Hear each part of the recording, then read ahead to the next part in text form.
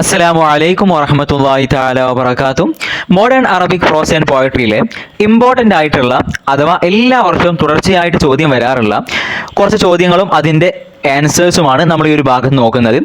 എല്ലാ വർഷവും ഈ ഒരു ചോദ്യങ്ങളൊക്കെ വരാറുണ്ടെങ്കിലും നമ്മുടെ ടെക്സ്റ്റ് മുഴുവൻ കാണാതെ പഠിച്ച് പോയി കഴിഞ്ഞാലും ഈ ഒരു ഭാഗത്ത് നമുക്ക് നല്ല രീതിയിൽ എസ് എഴുതിക്കൊണ്ട് ആൻസർ ചെയ്യാൻ കഴിയില്ല. കാരണം നമ്മുടെ ടെക്സ്റ്റിൽ ഇത് ഒരു എസ് എഴുതാൻ പറ്റുന്ന രീതിയിലുള്ള പോയിന്റുകളും കാര്യങ്ങളൊന്നും നമ്മുടെ ടെക്സ്റ്റിൽ കൊടുത്തിട്ടില്ല. ചെറിയ രീതിയിൽ പറഞ്ഞു പോകുന്നുണ്ടെങ്കിലും നല്ല രീതിയിൽ എസ് എഴുതാൻ അതുകൊണ്ട് നമുക്ക് കഴിയില്ല. അതുകൊണ്ട് തന്നെ നമുക്കൊരു മറ്റൊരു സോഴ്സ് ഉപയോഗിച്ചുകൊണ്ട് ഈ ഒരു ഭാഗം ക്ലിയർ ചെയ്യാം. ഏതായാലും ഈ ഒരു ഭാഗത്ത് പ്രധാനപ്പെട്ടിട്ടുള്ള ചോദ്യങ്ങളും അതിൻ്റെ ഉത്തരങ്ങളുമാണ് പറയാനുള്ളത്. ഇമ്പോർട്ടൻ്റ് ആയിട്ടുള്ള ഭാഗങ്ങൾ മാത്രമാണ് പറയുന്നത്. നമ്മുടെ ക്ലാസ്സിൻ്റെ മുഴുവനായിട്ടുള്ള വീഡിയോകൾ നമ്മൾ ചെയ്തിട്ടുണ്ട്. വളരെ സിമ്പിൾ ആയിക്കൊണ്ട് നമുക്ക് 10 മിനിറ്റ് കൊണ്ട് തന്നെ ഒരു പാഠം അല്ലെങ്കിൽ ഒരു പാഠത്തിൻ്റെ ഓരോ പാർട്ടുകൾ കേട്ട് കഴിയുന്ന രീതിയിൽ നമുക്ക് സിമ്പിളായിട്ട് തന്നെ നമ്മൾ ക്ലാസ്സുകളൊക്കെ തീർത്തിട്ടുണ്ട്. ഏതായാലും നമുക്ക് ക്വസ്റ്റ്യനിലേക്ക് പ്രവേശിക്കാം. നമുക്ക് ഇവിടെ നോക്കാനുള്ളത് ആദ്യത്തെ ക്വസ്റ്റ്യൻ ആയിട്ട് വരുന്നത് ആദ്യത്തെ ക്വസ്റ്റ്യൻ നമുക്ക് നോക്കാം. ഇവിടെ കൊടുത്തിട്ടുള്ളത് discuss the importance of migrant literature with special reference to the points associated with it. അഥവാ ഈ ഒരു ക്വസ്റ്റ്യനിൽ ചോദിക്കുന്നത് മൈഗ്രന്റ് ലിറ്ററേച്ചറും അതുപോലെ തന്നെ അതുമായിട്ട് ബന്ധപ്പെട്ടിട്ടുള്ള പോയിറ്റ്സും സാഹിത്യകാരന്മാരെ കുറിച്ച്, കവികളെയും സാഹിത്യകാരന്മാരെ കുറിച്ചാണ് ഈ ഒരു ചോദ്യത്തിൽ ചോദിച്ചിട്ടുള്ളത്. ഈ ഒരു ചോദ്യം പലപ്പോഴായിട്ട് ആവർത്തിച്ച് വരാറുണ്ട്. നമ്മുടെ ടെക്സ്റ്റിൽ ഈ ഒരു അദബുൽ മഹ്ജറിനെ കുറിച്ച് എവിടെയും നമുക്ക് പരാമർശിച്ചതായിട്ട് കാണാനും കഴിയില്ല. നമുക്ക് ചില ഇടങ്ങളിലൊക്കെ അദബുൽ മഹ്ജർ എന്നുള്ള വാക്കുകൾ കാണാൻ കഴിയുമെന്നല്ലാതെ ഡീറ്റെയിൽ ആയിട്ട് ഇതിനെക്കുറിച്ച് നമ്മുടെ ടെക്സ്റ്റിൽ ഇല്ല. അതുകൊണ്ട് തന്നെ നമുക്ക് ഇതെന്ത് ചെയ്യാം, കുറച്ച് പോയിന്റുകളിലൂടെ സിമ്പിളായിട്ട് നമുക്ക് പറഞ്ഞു പോകാം. ഈ ഒരു ചോദ്യത്തെ നമുക്ക് രണ്ട് രീതിയിൽ വേർതിരിക്കാൻ കഴിയും. ഒന്ന് അദബുൽ മഹ്ജർ, അതേപോലെ തന്നെ അതുമായിട്ട് ബന്ധപ്പെട്ടിട്ടുള്ള സാഹിത്യകാരന്മാർ. ആദ്യത്തെ ഭാഗം നോക്കുകയാണെങ്കിൽ അദബുൽ മഹ്ജർ അഥവാ മൈഗ്രന്റ് ലിറ്ററേച്ചർ എന്ന് ഇംഗ്ലീഷിൽ പറയും. നമുക്ക് ഡിഗ്രിയിലൊക്കെ പഠിച്ചിട്ടുണ്ടാകും. ഡയസ്പോറ ലിറ്ററേച്ചർ എന്നൊക്കെ നമ്മൾ പറയാറുണ്ട്. അഥവാ ചുരുക്കത്തിൽ സിമ്പിളായിട്ട് പറയുകയാണെങ്കിൽ ഒരു രാജ്യത്ത് നിന്ന് അല്ലെങ്കിൽ ഒരു ദേശത്ത് നിന്ന് മറ്റൊരു ദേശത്തേക്ക് പണ്ട് കാലങ്ങളിലൊക്കെ ഇന്നും പണ്ട് കാലങ്ങളിലൊക്കെ പലായനം ചെയ്ത് പോവാറുണ്ട്. അഥവാ ആ ഒരു രാജ്യത്തുണ്ടാകുന്ന ഇപ്പോൾ നമ്മുടെ സാഹചര്യം നോക്കുകയാണെങ്കിൽ ഇപ്പോൾ ഇന്ത്യയിൽ അല്ലെങ്കിൽ നമുക്ക് വേറെ ഏതെങ്കിലും രാജ്യങ്ങൾ, ഇപ്പോൾ ഗസ എടുത്ത് നോക്കുകയാണെങ്കിൽ, ഫലസ്തീൻ എടുത്ത് നോക്കുകയാണെങ്കിൽ അവിടെ ഉണ്ടായിരുന്ന യുദ്ധപ്രശ്നങ്ങൾ കാരണത്താൽ അവിടുത്തെ പാവപ്പെട്ട ജനങ്ങൾ മറ്റുള്ള രാജ്യങ്ങളിലേക്ക് അല്ലെങ്കിൽ ഫലസ്തീന്റെ മറ്റു ഭാഗങ്ങളിലേക്ക് എന്ത് ചെയ്യാണ്, അവർ കുടിയേറി പാർക്കുകയാണ്. ഇന്നത്തെ യുദ്ധം കാരണത്താൽ ഒരുപാട് പേർ അഭയാർത്ഥികളായി മാറിക്കൊണ്ടിരിക്കുകയാണ്. അങ്ങനെ ഇത്തരത്തിൽ ഒരു ദേശത്ത് നിന്ന് മറ്റു പല കാരണങ്ങളാലും, ചിലപ്പോൾ ഇങ്ങനെ നിർബന്ധിതമായിട്ട് കുടിയേറിപ്പോയ ആളുകളായിരിക്കാം, അല്ലെങ്കിൽ മറ്റ് ജോലികൾ ആവശ്യങ്ങൾക്കായിട്ടുള്ള മറ്റു ദേശങ്ങളിലേക്ക് പോയ ആളുകളുമായിരിക്കാം. ഏതായാലും വിദേശത്ത് പോയ ആളുകൾ അവിടെ വെച്ചുകൊണ്ട് അവരുടെ മാതൃഭാഷയിൽ എഴുതുന്ന സാഹിത്യങ്ങളെയാണ് നമ്മൾ പ്രധാനമായിട്ടും അദബുൽ മഹ്ജർ അല്ലെങ്കിൽ മൈഗ്രന്റ് ലിറ്ററേച്ചർ എന്നൊക്കെ പറയുന്നത്. ഇവിടെ നമ്മൾ അറേബ്യയിലേക്ക് നോക്കുകയാണെങ്കിൽ ആദ്യത്തെ പോയിന്റിൽ പറയുന്നു, അറേബ്യയിൽ നിന്ന് പണ്ട് കാലത്ത് ഏകദേശം ഒരുപാട് ആളുകൾ, ആലാഫ് അഥവാ ഒരുപാട് മില്യൺ കണക്കിന് ആളുകൾ അല്ലെങ്കിൽ ആയിരക്കണക്കിന് ആളുകൾ അറബിയിൽ നിന്ന്, പ്രത്യേകിച്ചും സിറിയ, അതുപോലെ തന്നെ ലബനാൻ, ഫലസ്തീൻ, ഈ രാജ്യങ്ങളിൽ നിന്നൊക്കെ പ്രധാനമായിട്ടും അമേരിക്ക ഷിമാലിയ അഥവാ വടക്കൻ അമേരിക്കയിലേക്കും തെക്കൻ അമേരിക്കയിലേക്കൊക്കെ 1900 കാലത്തിൽ അഥവാ 19-ാം നൂറ്റാണ്ടിൽ അവർ കുടിയേറിയിട്ടുണ്ടായിരുന്നു. അപ്പോൾ നമുക്ക് ഈ ഒരു അദബുൽ മഹ്ജർ എടുത്തു നോക്കുമ്പോൾ രണ്ട് രീതിയിൽ അത് നമ്മൾ പഠിച്ചു വെക്കേണ്ടതുണ്ട്. അഥവാ അദബുൽ മഹ്ജർ എന്ന് പറയുമ്പോൾ അത് ടോട്ടലായിട്ട് ഒന്നാണെങ്കിലും അത് രണ്ടായിട്ട് വേർതിരിക്കാൻ കഴിയും. അഥവാ ഈ ഒരു വടക്കൻ അമേരിക്കയിലുള്ള അദബുൽ മഹ്ജറും തെക്കൻ അമേരിക്കയിലുള്ള അദബുൽ മഹ്ജറും അത് നമുക്ക് പിന്നീട് വിശദമായിട്ട് നമുക്ക് പറയുന്നുണ്ട്. ഏതായാലും രണ്ടാമത്തെ പോയിന്റിൽ പറയുന്നത്, അതേപോലെ തന്നെ ബാക്കിയുള്ള പോയിന്റുകളിൽ പറയുന്നത് പ്രധാനമായിട്ടും അന്ന് കാലത്ത് ഈ ഒരു പലായനത്തിനുണ്ടായിരുന്ന കാരണങ്ങളായിരുന്നു. അന്ന് കാലത്ത് അവിടെ ഉണ്ടായിരുന്ന ഭരണാധികാരികളുടെ താഴ്സുഫ്, അവരുടെ സ്വേച്ഛാധിപത്യം, അവരുടെ ഡിക്റ്റേറ്റർഷിപ്പ്, അതുപോലെ തന്നെ അന്ന് കാലത്ത് അറേബ്യയിൽ ഭരിച്ചിരുന്ന തുർക്കി ഗവൺമെന്റിന്റെ കീഴിലുണ്ടായിരുന്ന മോശവും ഭരണവും ഇത്തരത്തിൽ കുടിയേറാനുള്ള പ്രധാനപ്പെട്ട ഒരു കാരണമായിരുന്നു.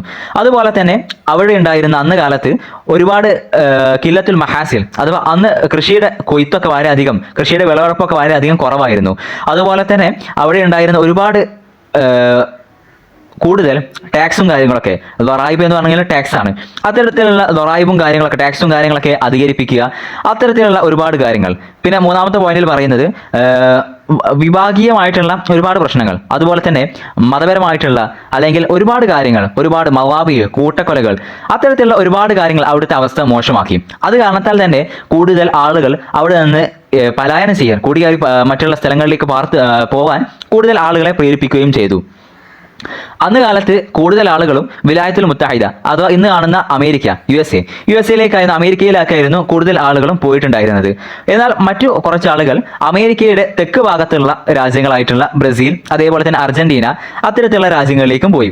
അപ്പോൾ ഈ ഒരു ഭാഗത്ത് പ്രധാനമായിട്ടും അറിയുന്നത് അന്ന് കാലത്ത് അവിടെ ഉണ്ടായിരുന്ന മോശം ഭരണം, അതേപോലത്തെ അവിടെ ഉണ്ടായിരുന്ന ടാക്സിന്റെ വർധനവ്, മോശമായിട്ടുള്ള കാലാവസ്ഥ, അതുപോലെ തന്നെ കൃഷിയുടെ വിളവെടുപ്പ് കുറവ്, അന്ന് കാലത്ത് അവിടെ ഉണ്ടായിരുന്ന സംഘർഷങ്ങൾ, അത് മതകീയമായിട്ടുള്ള അല്ലെങ്കിൽ വിഭാഗീയമായിട്ടുള്ള സംഘർഷങ്ങൾ, അതേപോലെ തന്നെ മറ്റുള്ള കാര്യങ്ങളൊക്കെ, ഇതൊക്കെയായിരുന്നു അവിടുത്തെ മോശം സാമൂഹിക അവസ്ഥയായിരുന്നു പ്രധാനമായിട്ടും ഇവരെ ഇത്തരത്തിൽ കുടിയേറി പോവാൻ പ്രേരിപ്പിച്ചിരുന്നത്.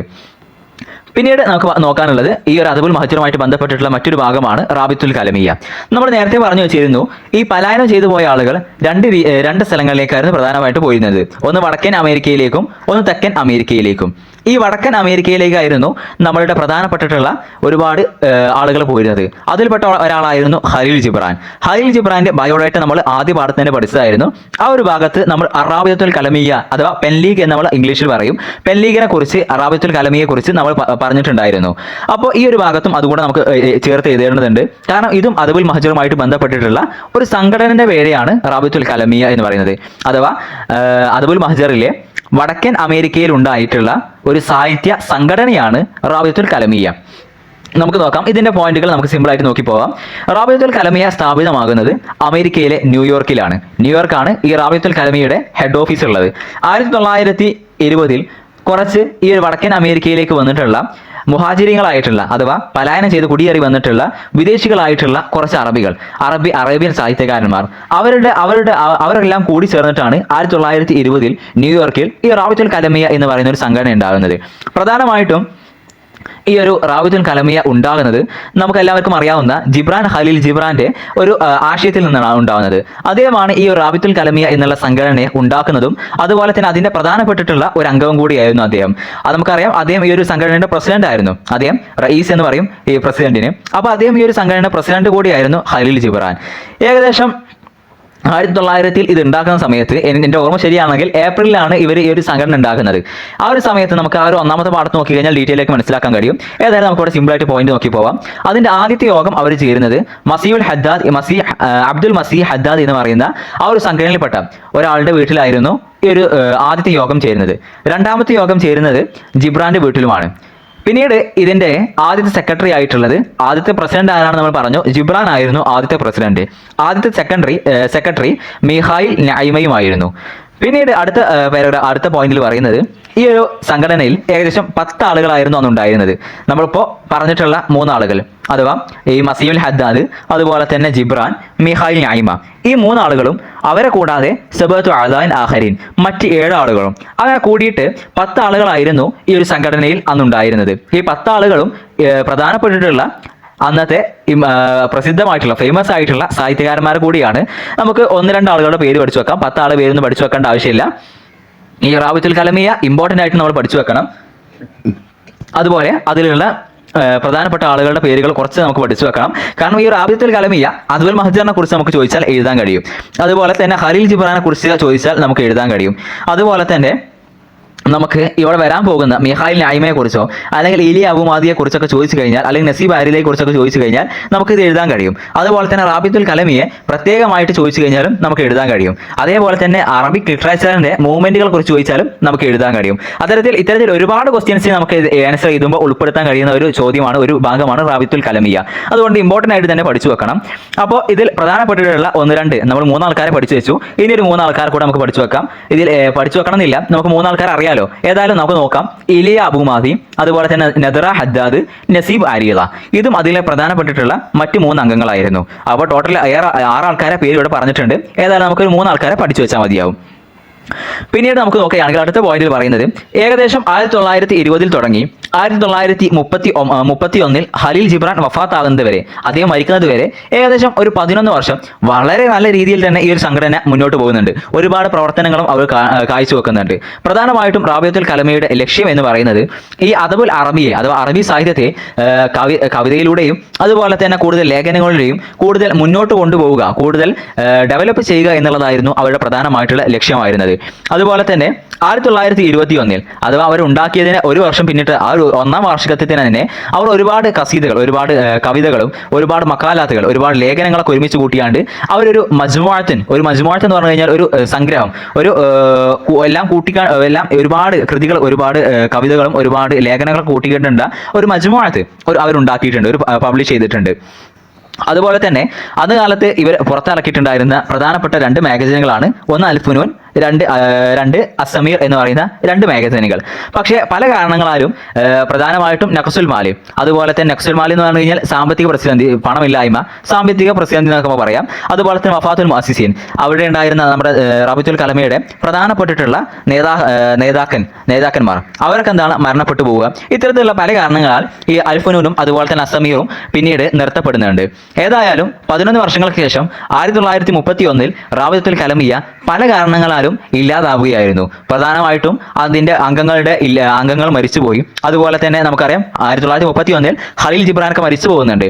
അതുപോലെ തന്നെ മറ്റ് അംഗങ്ങളൊക്കെ മരിച്ചു പോകുന്നുണ്ട്. അതുപോലെ തന്നെ ബാക്കിയുള്ള കുറച്ച് ആളുകളൊക്കെ അവരുടെ നാടുകളിലേക്ക്, മിസ്രിലേക്കും അതേപോലെ തന്നെ സിറിയയിലേക്കൊക്കെ, ലെബനാനിലേക്കൊക്കെ, അവരുടെ രാജ്യങ്ങളിലേക്ക് തിരിച്ചു പോവുകയും ചെയ്തു. അതോടുകൂടിയാണ് ഈ ഒരു റബീത്തുൽ കലമിയ ഇല്ലാതാവുന്നത്, അഥവാ അത് അസ്തമിക്കുന്നത്. പിന്നീട് അതുപോലെ തന്നെ നമുക്ക് നോക്കാനുള്ള രണ്ടാമത്തെ ഒരു സംഘടനയാണ് അൽ അസ്ബത്തുൽ ഉന്ദുലൂസിയ, അല്ലെങ്കിൽ അൽ അസ്ബത്തുൽ ഉന്ദുലൂസിയ എന്ന് പറയാം. അത് നമ്മൾ തുടക്കത്തിൽ തന്നെ പറഞ്ഞിരുന്നു, വടക്കേ അമേരിക്കയിലേക്കും തെക്കേ അമേരിക്കയിലേക്കുമാണ് പ്രധാനമായിട്ടുള്ള ഈ ഒരു പലായനം നടന്നിട്ടുണ്ടായിരുന്നത്. അത് അവിടെ വടക്കേ അമേരിക്കയിൽ ഉണ്ടായിട്ടുള്ള ഒരു സംഘടനയായിരുന്നു റബീത്തുൽ കലമിയ. തെക്കേ അമേരിക്കയിൽ ഉണ്ടായിട്ടുള്ള മറ്റൊരു സംഘടനയാണ് ഈ അൽ അസ്ബത്തുൽ ഉന്ദുലൂസിയ എന്ന് പറയുന്ന ഈ ഒരു സംഘടന. അസ്ബ എന്ന് പറഞ്ഞു കഴിഞ്ഞാൽ നമുക്ക് അസോസിയേഷൻ അല്ലെങ്കിൽ സംഘടന എന്നൊക്കെ പറയുന്ന അർത്ഥം തന്നെയാണ്. ഏതായാലും ആദ്യത്തെ പോയിന്റിൽ പറയുന്നത് അസ്ബത്തുൽ ഉന്ദുലൂസിയ ബ്രസീലിലെ സാവ് ബോളോയിലാണ് അത് തുടക്കം കുറിക്കുന്നത്. അമേരിക്കയിലെ ന്യൂയോർക്കിലാണ് റബീത്തുൽ കലമിയ എങ്കിൽ ബ്രസീലിലെ സാവ് ബോളോയിലാണ് ഈ അൽ അസ്ബത്തുൽ ഉന്ദുലൂസിയ തുടങ്ങുന്നത്. സാവ് ബോളോയിൽ തന്നെയാണ് അസ്ബത്തുൽ ഉന്ദുലൂസിയയുടെ ഹെഡ് ഓഫീസും വരുന്നത്. 1931 മീഷായിൽ മാലൂഫിന്റെ നേതൃത്വത്തിലാണ് ഈ ഒരു അൽ അസ്ബത്തുൽ ഉന്ദുലൂസിയ എന്നുള്ള സംഘടന തുടങ്ങുന്നത്. അപ്പോൾ റബീത്തുൽ കലമിയയിൽ എങ്ങനെയായിരുന്നു ജിബ്രാൻ ഉണ്ടായിരുന്നത്, അതുപോലെ തന്നെയായിരുന്നു ഈ അസ്ബത്തുൽ ഉന്ദുലൂസിയയിൽ മീഷായിൽ മാലൂഫ ഉണ്ടായിരുന്നത്. 1932 എന്ന് പറയുമ്പോൾ നമ്മുടെ റബീത്തുൽ കലമിയൊക്കെ അവസാനിച്ചതിന് ശേഷമാണ് ഈ ഒരു സംഘടന തുടങ്ങുന്നത്. അതുപോലെ തന്നെ ഈ ഒരു സംഘടനയുടെ പ്രധാന ആശയം ഉണ്ടായി വരുന്നത് ഷക്റുല്ലാഹിൽ ജർ എന്ന് പറയുന്ന ഒരു കവി, അദ്ദേഹത്തിൽ നിന്നാണ് ഈ ഒരു സംഘടനയുടെ ആശയം ഉദിച്ചു വരുന്നത്. അടുത്ത പോയിന്റിൽ പറയുന്നത് ഒരുപാട് വർഷങ്ങൾ ഈ ഒരു സംഘടന പ്രവർത്തനം തുടർന്നിട്ടുണ്ട്. ഏതായാലും നമ്മുടെ ആദ്യത്തെ പ്രസിഡന്റ് ആയിരുന്നത് മീഷായിൽ മാലൂഫ് തന്നെയായിരുന്നു. മീഷായിൽ മാലൂഫിന് ശേഷം പ്രസിഡന്റായിട്ട് റഷീദ് സലീമുൽ ഹൗരി വരുന്നുണ്ട്. റഷീദ് സലീമിന് ശേഷം ഷഫീഖ് മാലൂഫും ഈ ഒരു പ്രസിഡന്റ് സ്ഥാനത്തേക്ക് വരുന്നുണ്ട്. ഈ ഒരു സംഘടന നമ്മുടെ റബീത്തുൽ കലമിയെ പോലെയല്ല, ഒരുപാട് അംഗങ്ങൾ ഈ ഒരു സംഘടനയ്ക്ക് ഉണ്ടായിരുന്നു. നമുക്ക് പ്രധാനപ്പെട്ട 1-2 ആളുകളെ നമുക്ക് മനഃപ്പാഠമാക്കി വെക്കാം. ദാവൂദ് ഷക്കൂർ ആ ഒരു സംഘടനയുടെ നായിബ് റയീസ് അഥവാ വൈസ് പ്രസിഡന്റ് ആയിരുന്നു. അതുപോലെ തന്നെ നദീർ സെയ്ത്തൂൻ ആ ഒരു സംഘടനയുടെ അമീൻ സീർ എന്നുള്ള ഒരു സ്ഥാനത്തായിരുന്നു അദ്ദേഹം ഉണ്ടായിരുന്നത്. അതുപോലെ തന്നെ 1934 നമ്മുടെ അൽ അസ്ബത്തുൽ ഉന്ദുലൂസിയ ഒരു സാഹിത്യപരമായിട്ടുള്ള മജല്ലത്ത് എന്ന് പറഞ്ഞു കഴിഞ്ഞാൽ ഒരു മാഗസിൻ പുറത്തിറങ്ങുന്നുണ്ട്.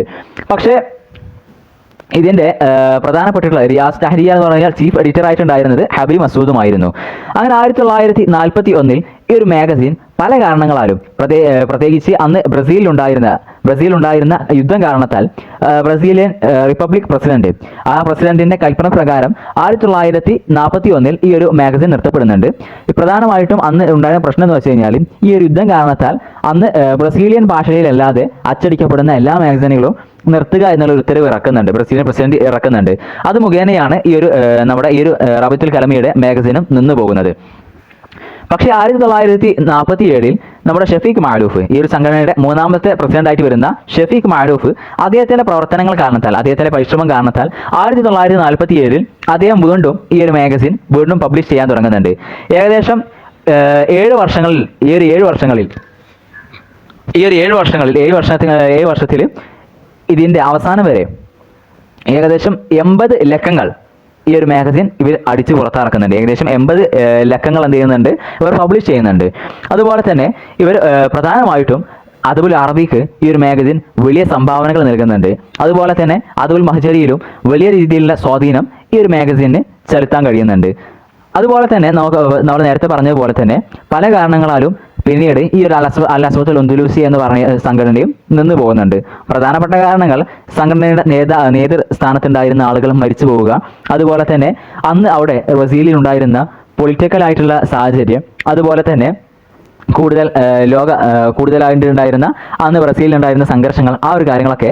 പിന്നെ അതേപോലെ തന്നെ മറ്റൊരു കാരണം എന്ന് പറയുന്നത് അൽ ഹർബുൽ ആലമിയ, വേൾഡ് വാറും, ആ സമയത്തുണ്ടായിരുന്ന രണ്ടാം വേൾഡ് വാറും, അതുപോലെ തന്നെ ബ്രസീലിലുണ്ടായിരുന്ന പൊളിറ്റിക്കൽ ആയിട്ടുള്ള പ്രശ്നങ്ങളൊക്കെ ഈ ഒരു സംഘടന ഇല്ലാതാവാനുള്ള പ്രധാനമായിട്ടുള്ള കാരണങ്ങളായിട്ട് നമുക്ക് കണക്കാക്കാം.